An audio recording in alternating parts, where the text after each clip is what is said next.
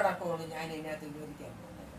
സാധാരണ നമ്മളൊരു വാഹനം എടുത്ത് ഡിസ്പ്ലേക്കുള്ള വാഹനം എടുത്ത് ഉപയോഗിച്ച് കുറച്ച് ഓടി കഴിയുമ്പോഴത്തേക്ക് കുറച്ച് ഓടി ഏകദേശം ഓടി പഴകുമ്പോഴത്തേക്ക് അപ്പോൾ അതിൽ തന്നെ ഇതിൻ്റെ ഡിസ്ക് ബ്രേക്ക് പാഡ് തേഞ്ഞു പോകും. അപ്പോൾ നമ്മൾ ഇതില്ലാണ്ട് വീണ്ടും മാറ്റിയിടുമ്പോഴത്തേക്ക് അതിന് ശ്രദ്ധിക്കേണ്ട കാര്യങ്ങളെന്ന് വെച്ചിരുന്നാൽ വീണ്ടും നമ്മൾ ഇതിൽ ബ്രേക്ക് പാഡ് മാറ്റിയിട്ട് നമ്മൾ വീട് കറക്കി നോക്കുമ്പോഴത്തേക്ക് ടൈറ്റ് വരുന്നുണ്ടെങ്കിൽ അതായത് ഓടുമ്പോഴത്തേക്ക് അത് ഫ്രീ ആവുമെന്ന് പറഞ്ഞു. അതല്ല, നമ്മൾ ഇതിൽ വളരെ ശ്രദ്ധിക്കേണ്ടത് അതിൻ്റെ ഉള്ളടക്കമായിട്ട് അതിനകത്തുള്ള കാലിപ്പർ വർക്ക് ചെയ്യുന്നുണ്ടോ എന്നുള്ളത് നോക്കണം. കാലിപ്പർ വർക്ക് ചെയ്യുന്നത്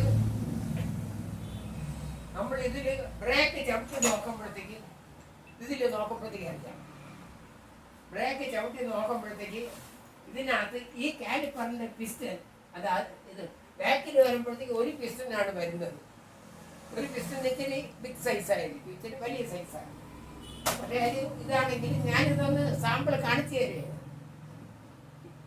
ഈ കാലിപ്പറിൻ്റെ ഈ പിസ്റ്റൺ ഇങ്ങനെ വർക്ക് ചെയ്യണം, ഇതേപോലെ ഇങ്ങനെ വർക്ക് ചെയ്യണം. കണ്ട അനങ്ങുന്നത് ഇതേപോലെ പിടിക്കുമ്പോഴത്തേക്ക് ഫസ്റ്റായിട്ട് വിടുമ്പോഴത്തേക്ക് റിലീസ് ചെയ്യുമ്പോഴത്തേക്ക് അത് ബാക്കിലോട്ട് പോകണം, അകത്തോട്ട് പോകണം. അപ്പോൾ ഇങ്ങനെ ബാക്കിലോട്ട് വർക്ക് ചെയ്തെങ്കിലേ ബ്രേക്ക് കറക്റ്റായിട്ട് വർക്ക് ചെയ്യും. പക്ഷേ അതിന് നമ്മൾ പിന്നെ അഥവാ അതിന് ബാക്കിലത്തെ കാലിപ്പർ കണ്ടീഷനായിട്ട് ഇരിക്കുന്നുണ്ടെന്നുണ്ടെങ്കിൽ മാസ്റ്റർ സിലിണ്ടർ നോക്കണം.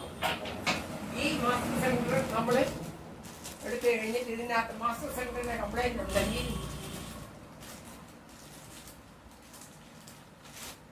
ഈ മാസ്റ്റർ സിലിണ്ടറാണിത്.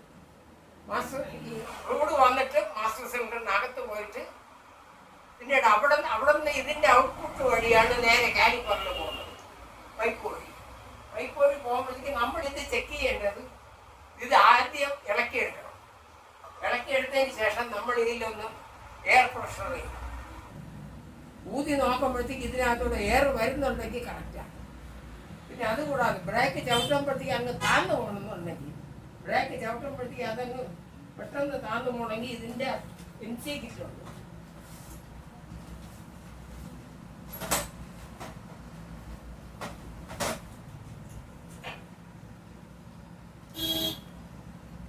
ഇതിൽ എൻസി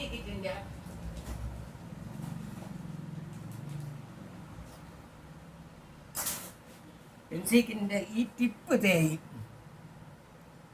ടിപ്പ് തേഞ്ഞ് പോകുമ്പോഴത്തേക്ക് ഈ ടിപ്പ് ഇതിൻ്റെ സർഫസ് പോകുമ്പോഴത്തേക്കാണ് പിന്നീട് ഇതിൽ നിന്ന് ഫ്ലൂയിഡ് കംപ്രസ് ചെയ്യുകയില്ല. കംപ്രസ് ചെയ്യാതെ വരുമ്പോഴത്തേക്കാണ് ഇതിനകത്തൂടെ ഇങ്ങനെ കംപ്രസ് ചെയ്ത് ഇതുവഴിക്ക് നേരെ കാലിപ്പറിൽ പോകും. ബ്രേക്ക് പെഡൽ വിടുമ്പോഴത്തേക്ക് അത് നേരെ റിലീസ് ചെയ്ത് ഇത് ബാക്കിലോട്ട് വരുമ്പോഴത്തേക്ക് ഇതിനകത്ത് കാലിപ്പറിലുള്ള ഫ്ലൂയിഡ് റിട്ടേൺ അടിച്ച് നേരെ ഇതിനകത്തോട്ട് ഈ സിലിണ്ടറിനകത്തോട്ട് വരും. അപ്പോൾ ഇങ്ങനെ റിട്ടേൺ വരുമ്പോഴത്തേക്ക് അങ്ങോട്ട് പുറത്തോട്ടും അകത്തോട്ടും പിന്നിലോട്ടും വന്നെങ്കിലേ ബാക്ക് വീല് ഫ്രീ ആവുള്ളൂ. അത് നമ്മൾ ഇങ്ങനെ ബ്രേക്ക് ചവിട്ടിയിട്ട് വിട്ട് കഴിയുമ്പോഴത്തേക്ക് ബാക്ക് വീല് ഫ്രീ ആയിരിക്കും.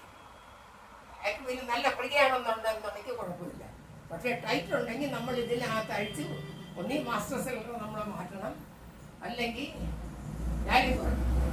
കാലിപ്പറിലാണെങ്കിൽ ഇതേപോലെ കാലിപ്പറിൻ്റെ റിപ്പയർ കിറ്റ് കിട്ടും. 303 രൂപയുള്ളൂ.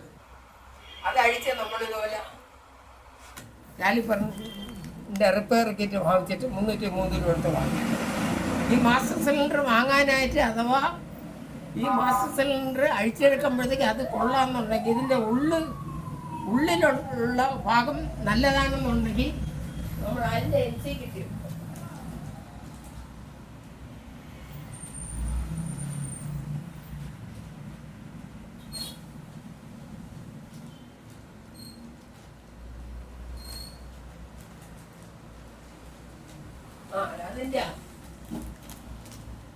ഇതേപോലെ MC കിറ്റ് കിട്ടും. MC കിറ്റിന് 282 രൂപയാണ്. 252 രൂപ കൊടുത്തിട്ട് ഇതിനഴിച്ച് നമുക്ക് സർവീസ് ചെയ്ത് ഈ കിറ്റ് മാറ്റി കഴിയുമ്പോഴത്തേക്ക് ഇത് പക്കായിട്ട് പുതിയതുപോലെ ആവും. അങ്ങനെ രണ്ടും നമുക്ക് സർവീസ് ചെയ്ത് കറക്റ്റ് ചെയ്യാം. രണ്ടും ഇതുപോലെ കറക്റ്റ് ചെയ്ത് കഴിഞ്ഞിരുന്നാൽ ഇതേപോലെ ഫ്രീ ആയിരിക്കുകയും ചെയ്യും. ഇത് അതല്ലാതെ ടൈറ്റോടുകൂടി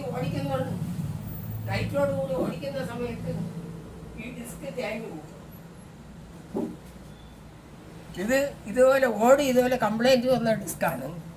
ഈ ഡിസ്ക് പോലെ തേങ്ങ ഇതുപോലെ തിന്നായി പോവുകയും ചെയ്യും.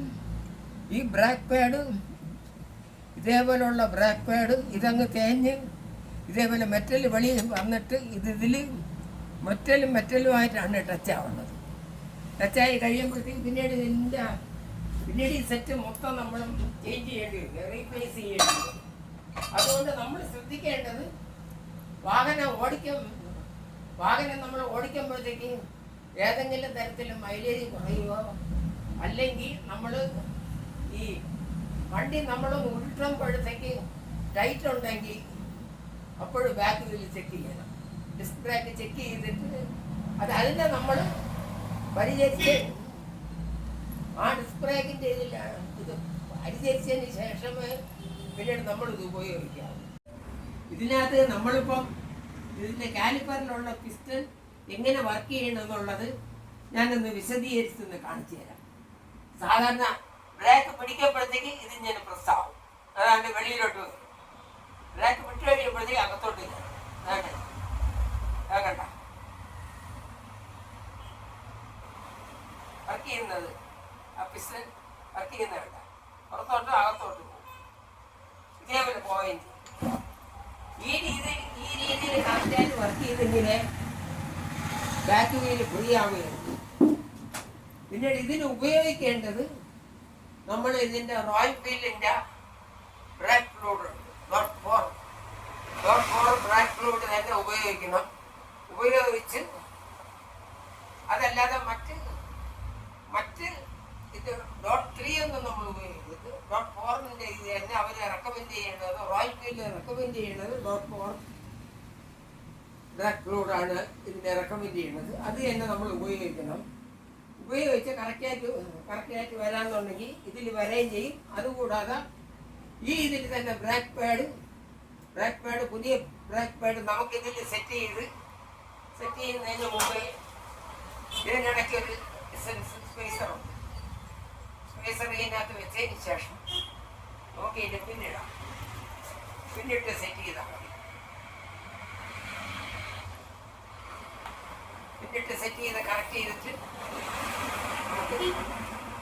പിന്നീട് ബ്രേക്ക് പാഡ് കറക്റ്റായിട്ട് പുതിയ ഈ ഡിസ്കിൽ വർക്ക് ചെയ്യുകയും ചെയ്യും. കറക്റ്റായിട്ട് അതിന് ടച്ച് ചെയ്തിടുന്ന് ഓടുമ്പോഴത്തേക്കാണ് ഇതേപോലത്തെ കംപ്ലൈൻറ്റ് വരുന്നത്. അതൊരിക്കലും അത് വന്നുകൂടാ. ആ രീതിയിൽ നമ്മൾ ഉപയോഗിക്കുന്നത്. ബാക്ക് വീല് എപ്പോഴും ഫ്രീ ആയിരിക്കണം, അതേപോലെ തന്നെ ഫ്രണ്ട് വീലും ഫ്രീ ആയിരിക്കണം. ഫ്രണ്ട് വീലിൻ്റെ മറ്റുള്ള കാര്യങ്ങൾ അടുത്ത ഒരു വീഡിയോയിൽ ഞാൻ വിവരിച്ചു തരാം.